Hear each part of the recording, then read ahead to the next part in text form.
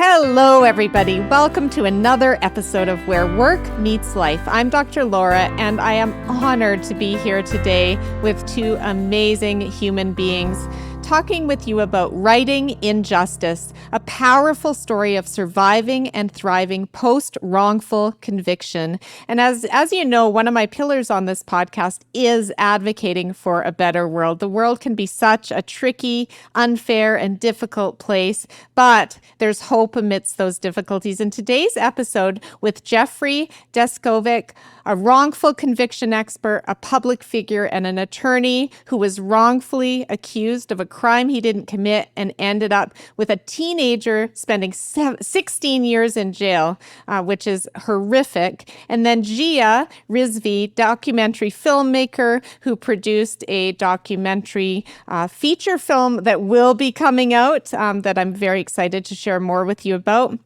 called 16 Years, and we will be speaking with both of them today. So a little bit more about these two individuals and how I came to be here with them is that I saw a special private screening through a friend of mine who grew up with Jia in Calgary. She's now based in New York City, and I was told that she was doing a private screening of 16 Years, a new documentary she had produced. And this was this past winter. It was a cold Calgary winter day, I think on a Sunday or something, and I went to this theater to see this film about this gross and terrible injustice of this teenager who was wrongfully sentenced. And I was just really moved by seeing his story and learning more about wrongful convictions and how common they are. And Jia is a true advocate who brings story to life through film.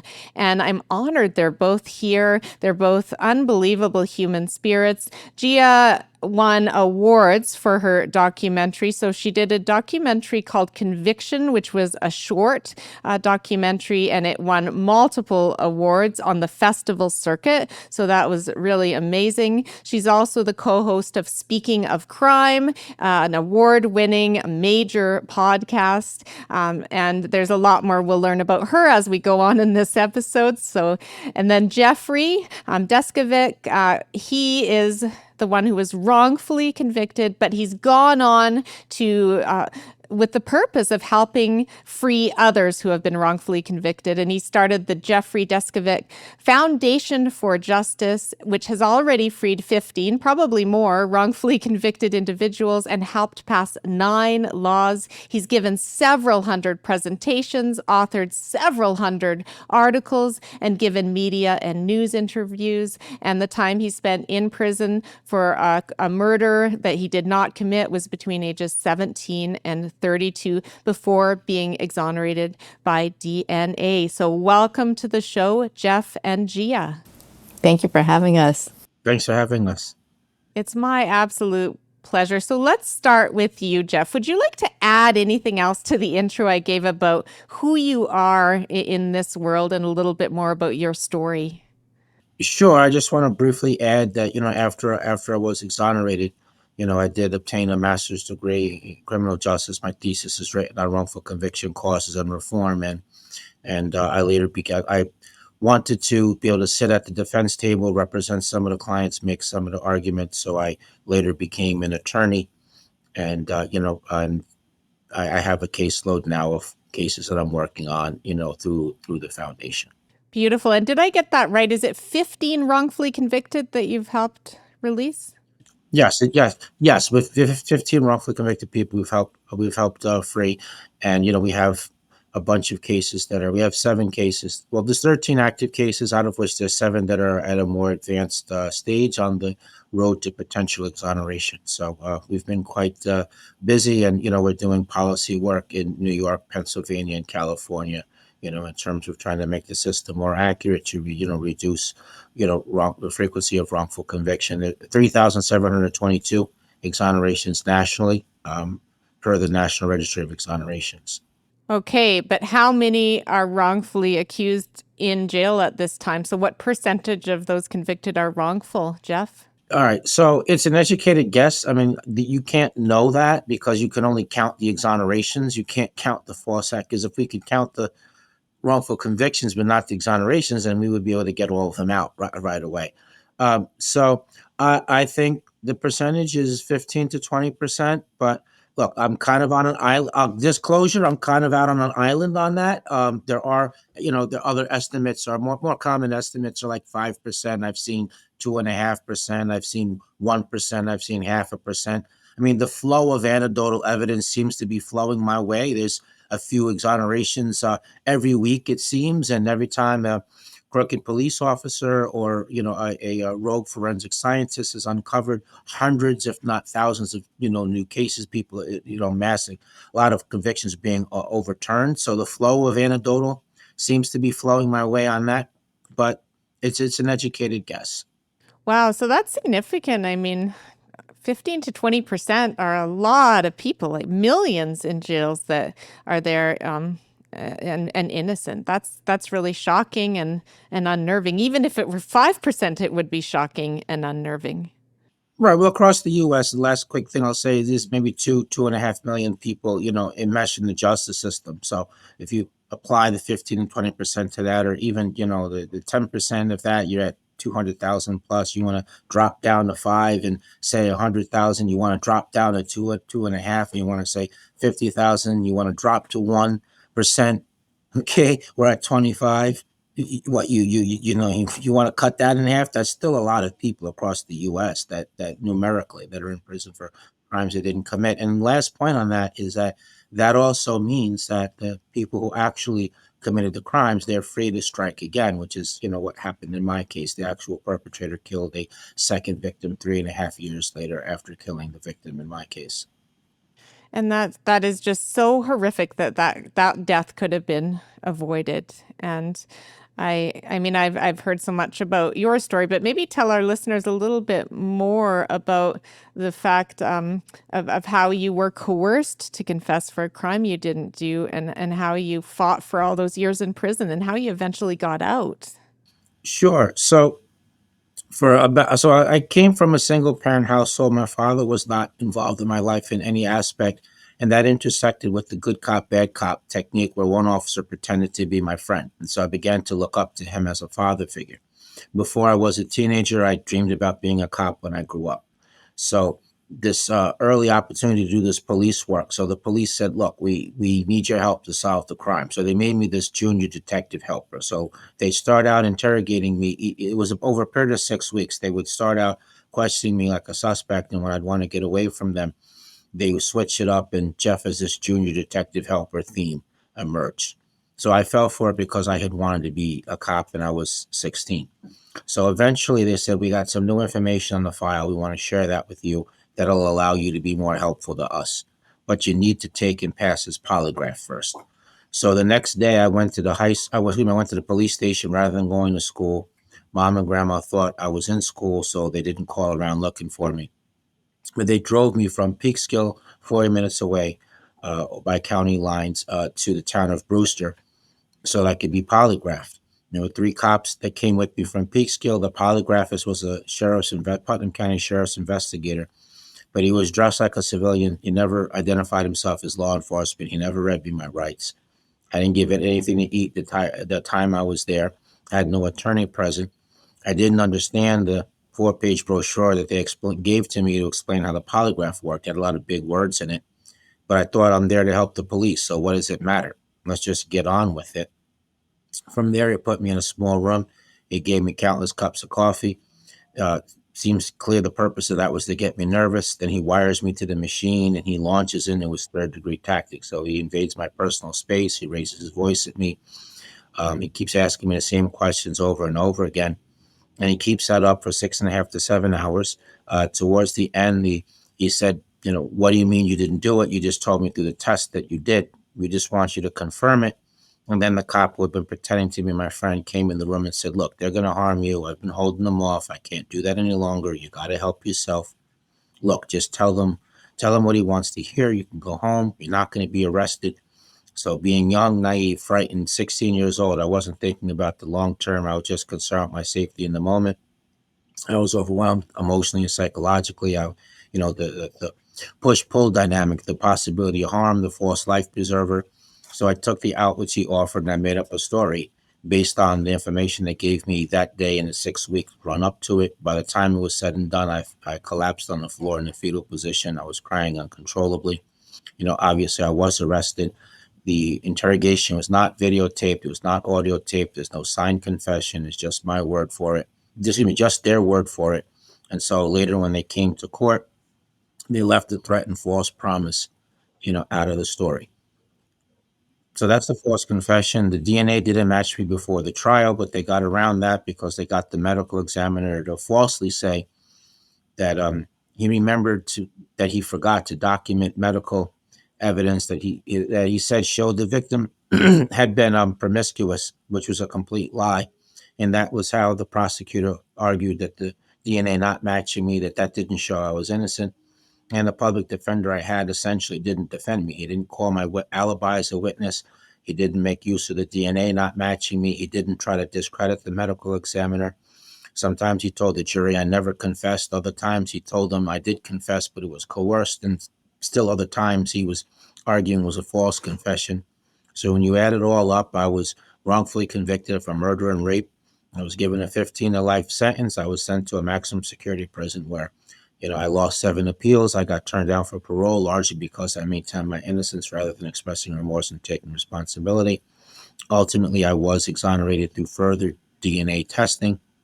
That's after I lost 7 appeals. I got exonerated through the DNA data bank. They took the crime scene DNA, which didn't match me. They put in the data bank and it matched the actual perpetrator whose DNA was there because he killed the second victim 3.5 years later. So my charges were dismissed on actual innocence grounds. And he subsequently confessed and was arrested and convicted for the crime. And he was already in jail for the other murder that followed. He was already in prison, because he got arrested 3.5 years later. So there was a period of 11 and a half years where we both were in the New York State prison system at the same time. Different facilities, but in the prison system as a whole. Oh, how horrific. But thank goodness for the Innocence Project, right? That's the one that allowed you to be, freed in the end. Yeah, they're the ones that took my case to gave me the representation. They got me the DNA testing, and yes. But what a chunk of your life. And I just want to turn to Jia and say, Jia, what led you to really have this interest in wrongful conviction and to produce 16 years based on Jeff's story? It all started for me when I was just like a teenager, maybe 19, 20 years old in Calgary. I watched The Hurricane, the Reuben Carter story that Denzel Washington starred in, and it was about a wrongful conviction. And I remember back then being really young and not knowing, what to do about a situation like this at all. But remember it being very alarming that the idea that the cops or detectives could be the bad guys. That was the first time I kind of was introduced to that as a concept in life. And then fast forward to 2014, the Serial podcast came out and it was a phenomenon. Everybody was listening to it, as was I. And it was the same thing all over again. It was that, bad cops kind of, pinned a murder on an innocent kid. And in this story, I don't know, did you listen to Serial when it came on, that podcast, Laura? No. So it was about a 17-year-old high school kid, and a girl in his school was murdered, and the police focused on him and sent him to prison for life for her murder, and he didn't do it. And so as I was listening to that, I started advocating for his innocence. His name is Adnan Syed, and I was advocating for him and organizing fundraisers, and I created these free Adnan shirts that went viral all over the world. And in that process, a friend of mine, a mutual friend actually of mine and Jeff's that I was working with on this fundraiser for Adnan, said, I know somebody who has a very similar story to Adnan. Would you like to meet him? And I said, sure. And she introduced Jeff and I, and it was uncanny how similar their stories were because they were both really young in high school. A girl was murdered. They were both innocent. They were both, convicted of that murder and went on to serve time in prison. And it was, I couldn't believe Adnan's story when I heard it. And then I couldn't believe that, just my friend who I happened to actually meet in a support group and we became friends, knew somebody that had an almost identical story. It just was so jarring. And then I met Jeff and we became friends very quickly. And he was always very supportive of anything that I was doing in this space. And after sitting through a post-conviction hearing for Adnan with his family, I was just heartbroken at what I saw. And Adnan's family's Pakistani, so is mine. And what I noticed is Adnan's mom, on like day 3 of a 5-day post-conviction hearing, she said to me one day, she said, "I don't understand what's going on," when we were on the car ride on the way home.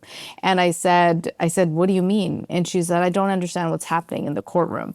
And I realized that the language barrier and just it was legal jargon on top of the language barrier, that she truly didn't really understand what was happening.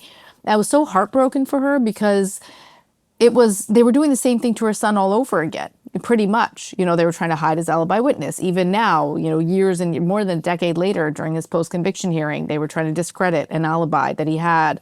And it just really just shook me to my core. And I thought, well, I speak both languages, and my parents were also immigrants at one point when they first came here, and I felt like a calling to do something more about it.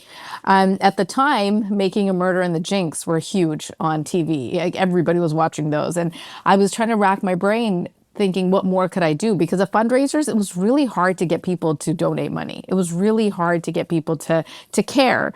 And I kind of always compare this to the average person doesn't think wrongful convictions are a real issue that they need to get behind. The average American, maybe Canadian too, I don't know. But other causes like, animal shelters and homelessness and feeding the hungry, people can get behind that because it's something they kind of witness all the time, and they believe in it. But wrongful convictions, most people think they don't happen. They think once I see someone on the news or once I've heard that they're guilty, they must have done something, or else how did they get into the situation? They don't think that they could be an innocent 16-year-old or 17-year-old in high school just going to class or skipping class or whatever and then get roped into something like this.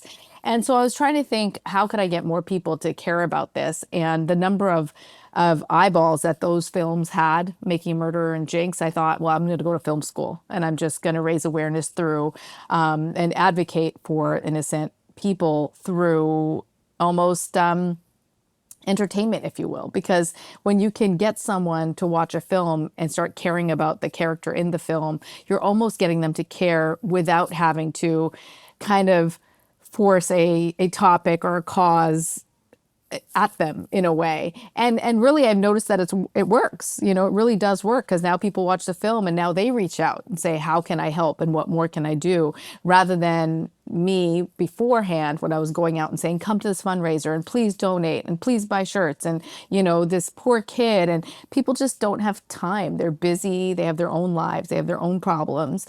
And so at the time, I thought this was a way that I could help, and it seemed to have really worked out that way. So that's nice. That is powerful. And I agree, Jia. There's no better way to connect with human emotion than film. The power of film and story and real life, true stories like this one. Yes, yes. And people spend their free time, on Netflix. So like, it's a time that they are willing to, they're in their homes and they're willing to digest this information rather than you trying to come at them with it at different times of the day or what have you. So it just seems to work. So you produced the short version called Conviction, and it was on how Jeff reintegrated back into society after missing 16 years of his life. And I think of my kids. I have a 15, 17, and 19-year-old. So Jeff was right between my 15 and 17-year-old. And going from that age to age 32 or something, that's a huge amount of life. So you talked about his reintegration. Tell us about Conviction and how we can see that and view that film. Yeah, Conviction released on Amazon Prime, and it released in Canada and the US and the UK, and it's going to be coming out in some other countries shortly. So that was really exciting.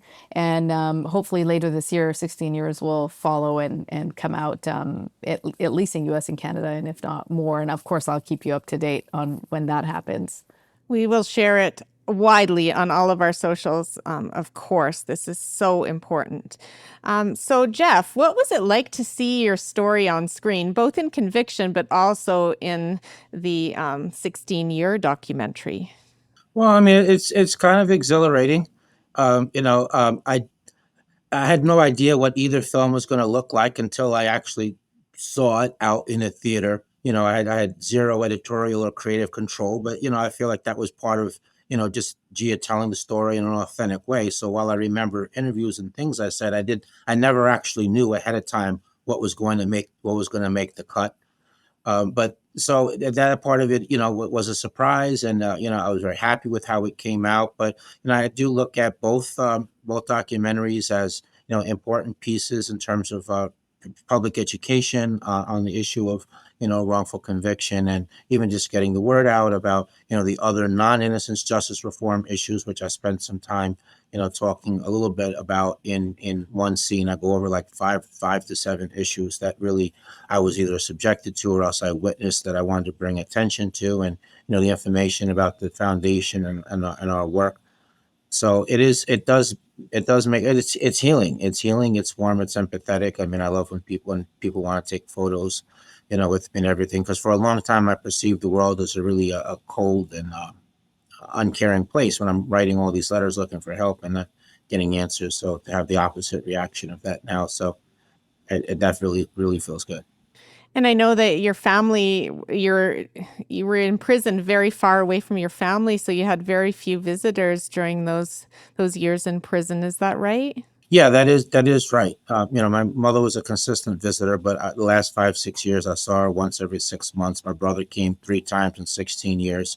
A few sets of aunts and uncles would come, disappear for 3 years. So, for most intents and purposes, I did the time essentially by myself. So that did make it more difficult. So how did you maintain a focus on continuing to work on justice while you were in prison? And I know you got educated too along the way. So tell me how you were able to keep that mindset going. Well, I mean, I knew that nobody was going to come to my rescue. I was going to have to go and try to recruit somebody. And for that, I had to keep my mind together. So I really didn't have the luxury of losing my mind, although, I did want to give in. I had to keep fighting all feelings of helplessness, thoughts of giving up, suicidal ideation. But going to the law library to learn the law, I mean, I didn't trust public defenders to defend me anymore. So I wanted to learn the law to be able to more proactively assist in efforts to overturn my conviction. I would collect and read articles about other people who were exonerated. I would study who helped them, what route did they, what route did they take, and all the programs that I could take in the prison I took things that had an educational benefit that had some kind of potential usage, if and when I regained my freedom. And the last thing I'll say is that I didn't focus in on the 15 to life sentence. I thought I just have to hold on for a year or two where the next appeal would be decided, which I was, sure I was going to win. So you hung on to each appeal because that didn't seem as far out in the future as a life sentence. Okay, so that helped you look at the horizon more closely.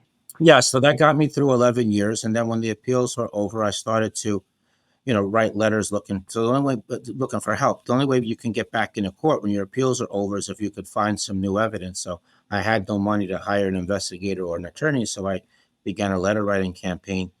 And so that my hope got pinned to those letters, and so I did that for 4 years, and then I started looking at the parole board as a potential way of regaining my freedom. But then when they slammed the door too, that last year was the hardest in terms of maintaining hope.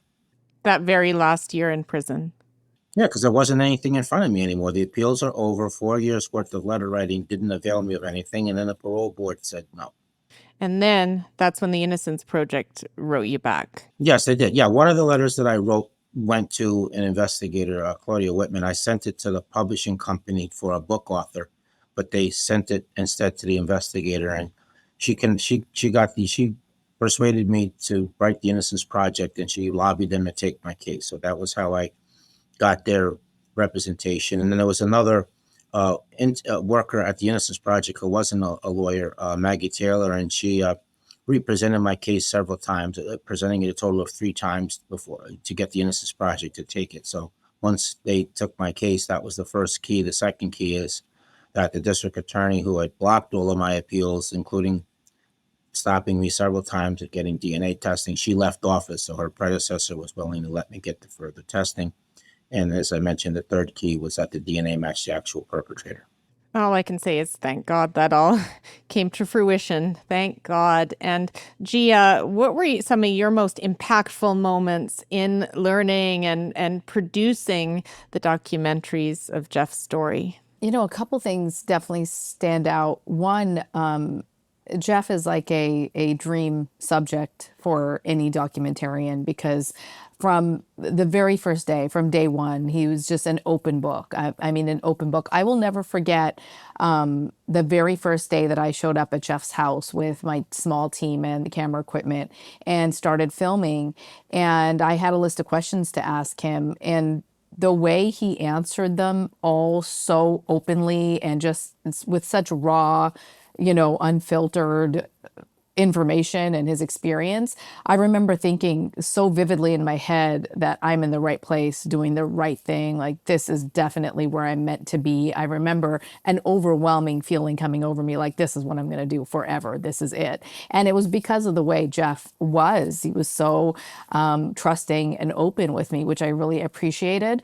That was definitely one major thing. Another time, which you saw when you saw 16 years, there was one day, the only day that something like this happened, and I actually questioned if the work I'm doing is good or bad. We were interviewing in a studio, and it was one of the last interviews we did. And I had been sending in FOIA request after FOIA request to get Jeff's case files from Westchester County, and they weren't giving them to me. They were saying they didn't have them, or they were, couldn't find them, and all kinds of things. And finally, one day, I got them, and it was when the film was nearly finished. It was really towards the end, and with these files, I got the audio tapes of one of Jeff's interrogations, and so I played those for Jeff that day that when we were filming, and he hadn't heard them in quite some time. I think how long it had been, Jeff, since you heard those? Not since the trial. So, I mean, that at that point, it was 20 plus years already. Right. So it was very emotional for him to hear, and he broke down and had a mental break a little bit, and actually started asking me questions. And like I said, Laura, you saw this in the film, you saw this scene in the film. And he started asking me questions like, are you really here, or am I imagining you? And I'm still in a prison and I've just lost my mind. And are you even a real person? And that's when I realized, like, oh my God, something is really wrong. And, in hindsight, I should have had a therapist with me and somebody who's trained to deal with this, because, I'm definitely not that person. And I had a lot of, I gave him water and a Kleenex, and I gave him a hug, and there was a balcony at the studio. Thank God he went outside, got some fresh air. And I'll never forget this either. I went out there and apologized to him, because the last thing I want is to re-traumatize somebody who's had this experience. So I immediately apologized, and I said, we don't have to include this in the movie at all. Like, don't worry about that. Like, I just wanted it to be the furthest thing from his mind. I just wanted him to be okay. And he said, no, you have to include it in the film. He said, if you don't, and people can't see what they did to me, then what did I go through it all for? And that scene is in the film because Jeff asked for it to be in the film. Otherwise, I would not have put it in there. But that day and that moment, for so many different reasons, was very, very tough. One, because Jeff's my friend, and I felt very bad. Two, I questioned if I'm re-traumatizing people. Should I even be making these films, or am I actually doing the wrong thing and not the right thing? So for a lot of reasons, it was a really challenging day, but that one definitely stands out as a pivotal day, just in my filmmaking career as a whole. No kidding. That is just so powerful. And I'm just so sorry again to hear about how you were horribly mistreated and abused. I mean, that's abuse at its very worse when it's police that we trust for our safety and protection, and they do the exact opposite. So really, really horrific. But turning it to the good and the hope. And so the question I asked when there was the private screening and we had a chance to Zoom with Jeff, and I was in the audience having just seen this very powerful documentary, was how on earth were you able to move past that terrible injustice and anger and consuming feeling of, hatred comes to mind, because it would be easy just to hate the world. How did you turn that into wanting to make a difference in the world, Jeff? Well, I was angry for the first week, and I felt like it was, destroying me. I had saw another exoneree that had been exonerated shortly, about 90 days before me, and they asked him if he was angry, and he said he wasn't. And I remembered that at the end of that week of me being angry, because honestly, my reaction when I saw him was, well, this is just the silliest thing in the world, that what he just said. So I was angry the first week, but at the end of that first week, I felt like I was destroying myself. And then I remembered what I saw, so I realized that, I want to enjoy my life as much as I can. I can't do that if I'm angry or bitter. I lost so much already as is. Why would I want to, in effect, lose the rest of my life? It's not like I'd be impacting the people that had a hand in what happened to me. If I was angry or bitter, I would really be the only loser in that scenario.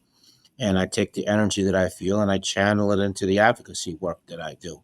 So I make sense of what happened to me in this kaleidoscopic type way, and I know I'm doing the work I'm supposed to do in the world. And with that, I have a sense of inner peace. That's beautiful. And do you feel that you have a belief in a higher power or a spiritual connection? Yeah. Yeah, yes, no, I definitely believe in God for sure, and I do feel a spiritual connection there, and that's an essential part of who I am and what I'm doing with my life. And thank you for your honesty and vulnerability, because I think a lot of people would struggle with a belief in a higher power, given that the higher power, wasn't there for you, we perceived not there for you during those times. And those 16 years must have felt like a lifetime. That really was a lifetime, and once in a while when I'm talking about the story, Dr. Laura, I almost feels like I'm talking about somebody else rather than me, especially when all the sensory cues, everything I'm seeing, is reeks of like the free world, not the prison. But no, it is hard to perceive, and like I said, sometimes it feels like it was somebody, that happened to somebody else. hmm But thank goodness that you're able to bring forth hope and light and work on other people's cases, and that you have the skills to do that. And you just strike me as so articulate and so bright and so humble too. I think a lot of times it can be easy as an attorney to get a big ego, right? To get a big ego when you're in court and you're fighting battles and you win, and your ego can balloon, and that's not the case with you. I see a lot of humility and authenticity. Yeah, I try to keep my feet firmly on the ground, and I want to also share just another point on the advocacy work. It is healing, and cathartic for me as well, and it is meaningful. It makes me, it makes my I can feel like a silver lining came out of it. I have a need to make my suffering count for something. And it counts for a lot. And I think that Jia, you're doing a lot to shed light. And what impact do you hope the films and especially the latest, the feature documentary that will hopefully be released soon, what impact do you hope that has in the world? My number one goal was to raise awareness, is for people to realize that this is a real problem in our country, and it happens a lot more often than we realize. And going back to one of the first things you asked, Jeff, I agree with Jeff. I think that 15 to 20% of people are wrongfully convicted. I don't think the number is lower than that. I personally have about 40 friends now that were all wrongfully convicted. There's just too many stories that it can't be 1, 2, 3%. So, I agree with Jeff. So for one, to raise awareness that that's a real problem that we need to address in the country. And secondly, Jeff does such phenomenal work. His organization has freed more people than many larger organizations. And so if I would love to, once we get distribution for the film, I'd love to do impact screenings and raise funds for his organization during these screenings, and do what we can so that he can use those funds to free more people. And I look forward to supporting that in Canada. I know you have a big network here, and I'm happy to support too, to do that advocacy work, because I love getting behind causes that make a difference. Thank you. In terms of what I'm hoping that comes about from the screening, beyond just more awareness of the organization, the issue of my story, I'm hoping that it can support uh, policy work aimed at preventing wrongful conviction. I mean, the foundation, like in New York, we're working on some measures that would address false confessions, with false confessions causing wrongful convictions, 29% of the DNA proven wrongful convictions. So we're trying to pass a bill that would mandate that police record interrogations from beginning to end. they have to record now, but not in homicide, sex offenses, drug cases. So we want to get rid of those exceptions. There's a police deception bill. We would like to ban law enforcement from lying to suspects while doing interrogations, because that's inherently coercive.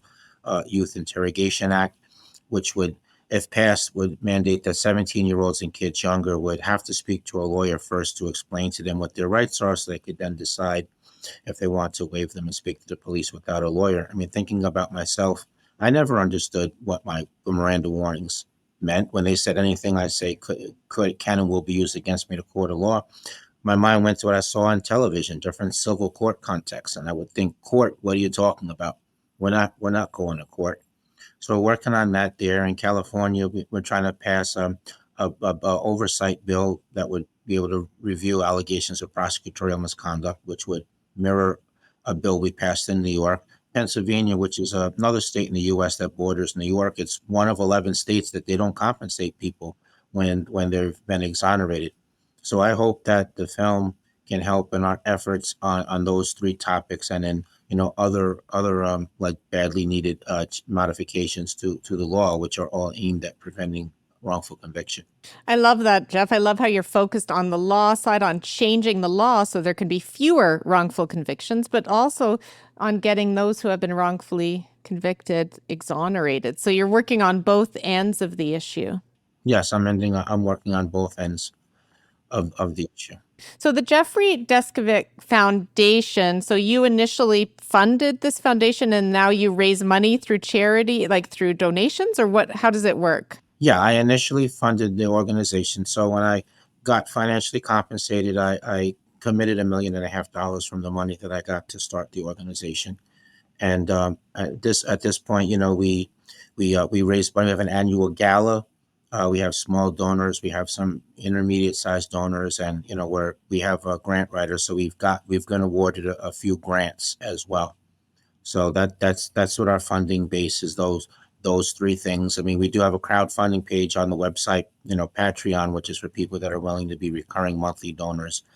My dream is, what if there were 25,000 people that were willing to donate $3 a month on a recurring monthly basis? That would give close to $1 million, and we would be able to have additional attorneys, investigators, paralegals, other essential personnel, which would allow us to work on more cases. I mean, right now with the 13 we have, we're really a little bit above capacity right now. But if we had more professionals, that some of the ones that are those active that are kind of backburnered would be able to start working on them through the additional personnel and work on freeing more people. My ultimate dream is to have a chapter of the foundation in each state and ultimately in each country, because I really see this as a worldwide issue.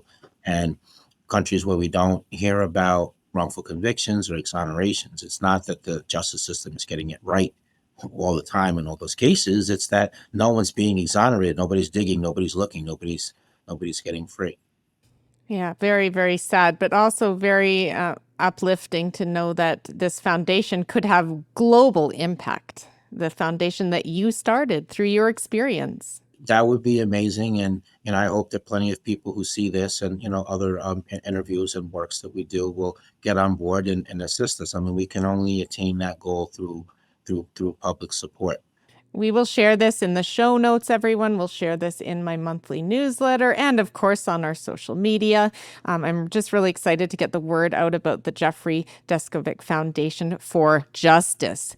Now, Jia, we've talked about Jeff's purpose and how he's turning this horrific situation and experience into good. How are you focused on your purpose moving forward, and what do you have on the horizon? For me, it's just this. It's telling the next stories of anyone else who's been impacted by the justice system in this way. I love doing this work. It feels fulfilling to me. I've met some of my greatest friends doing this work. So it's this. It's just this. Just this. Let's get rid of the just. It's this. I'm hoping, Gia's working on distribution deal. I'm hoping that she can find a distribution deal. I mean, I would love to find a literary agent. I mean, I do have a book that's 95% written, but I need an agent to try to find a deal at a major publishing house. There's a ton of exonerate books out there that really never made a bestseller list. No one's heard about it. And what they all have in common is that they all went to a small press. So I'm hoping to get to a major publishing house that can put a budget behind it, from marketing, PR, set up book signing tours. So I'm hoping to get the book. I'd love to be able to get have a movie out as well. There's many different ways and mediums of art that I can get the story out. And Gia is really supportive of those initiatives. She wants me to get out there as much as I can, and of course, I always mention conviction and 16 years. So That's powerful.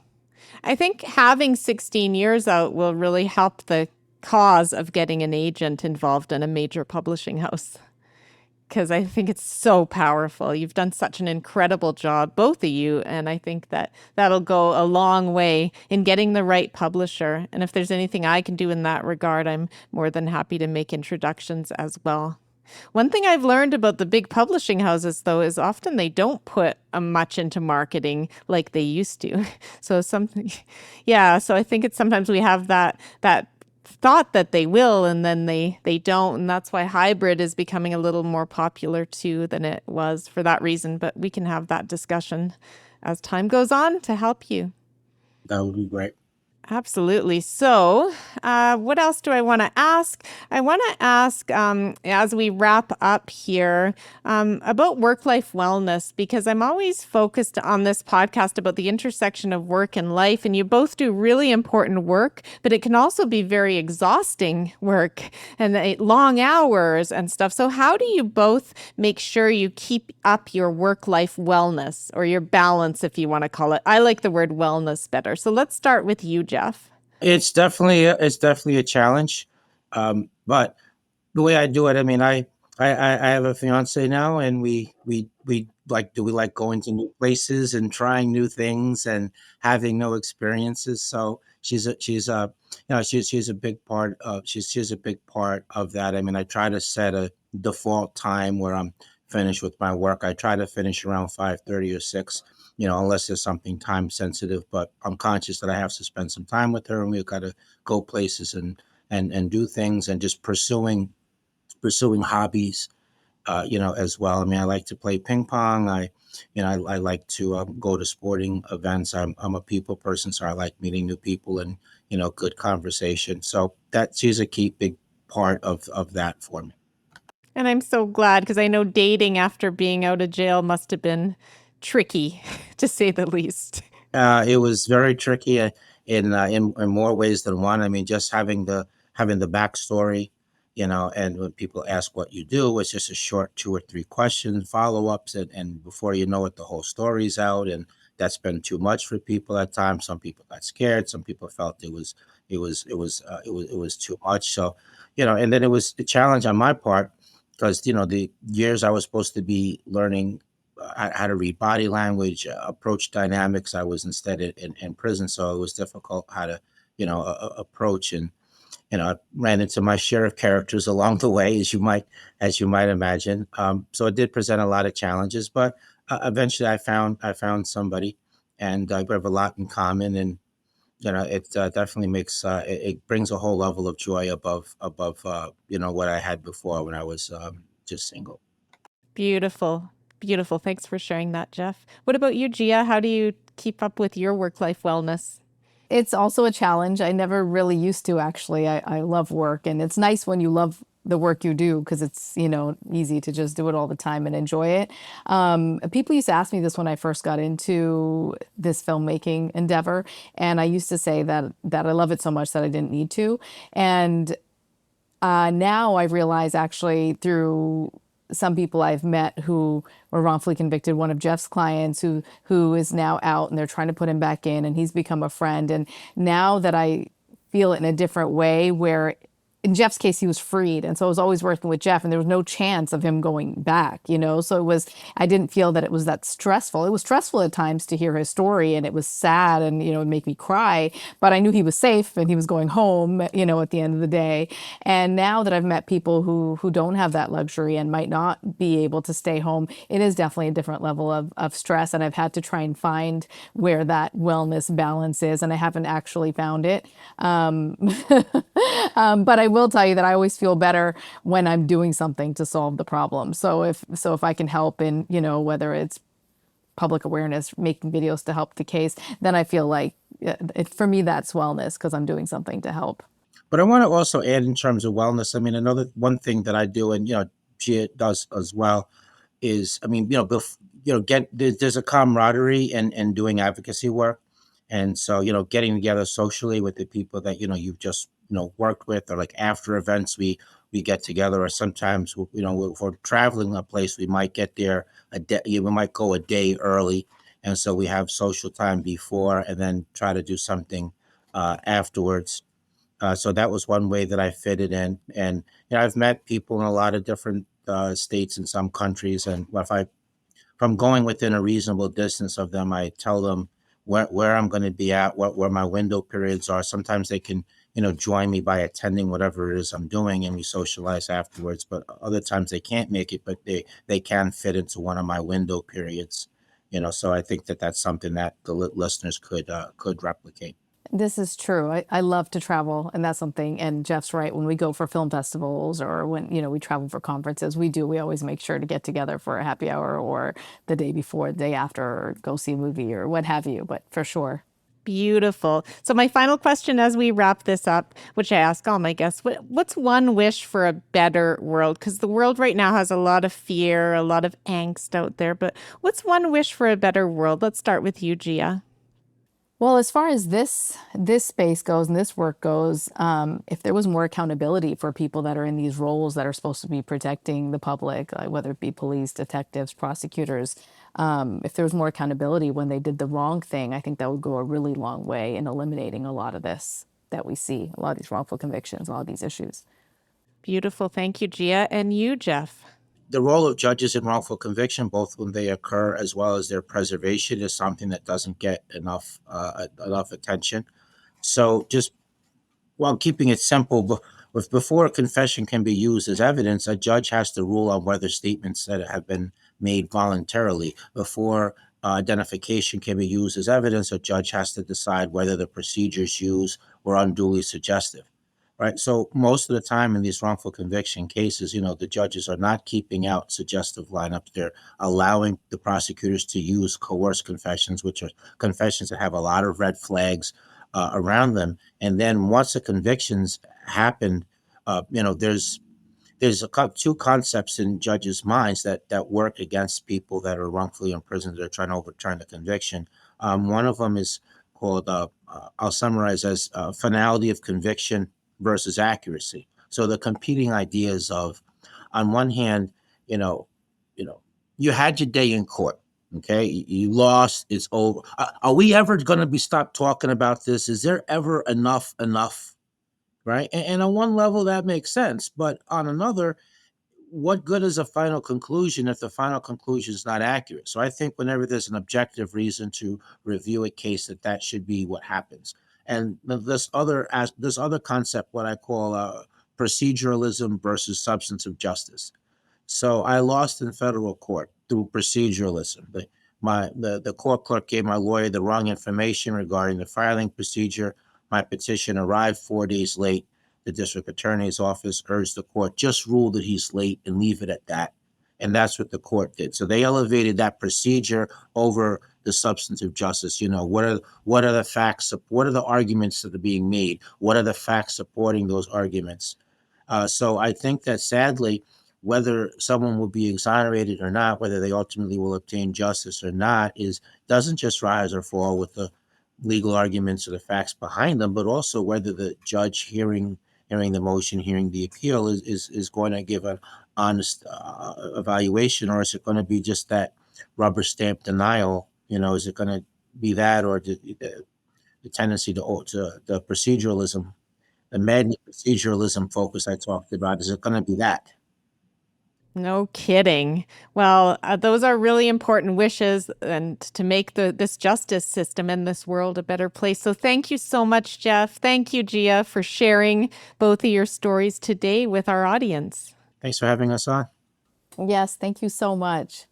It's my pleasure, and I've learned so much. I've been really moved and inspired by you, and I know that lots of people will be through this episode on all the listening platforms as well as on YouTube. And I just want to say that I hope you both stay well. Thank you for tuning in to Where Work Meets Life. If you found this content valuable, please rate, review, and share with others who may benefit. If you're struggling in your work life and need support, I offer coaching sessions. You can book a complimentary consult on my website. I'm also a passionate keynote speaker and would love to discuss your professional speaking needs. Visit my website, drlaura.live, to sign up for my monthly e-newsletter filled with tips and resources to help you stay well.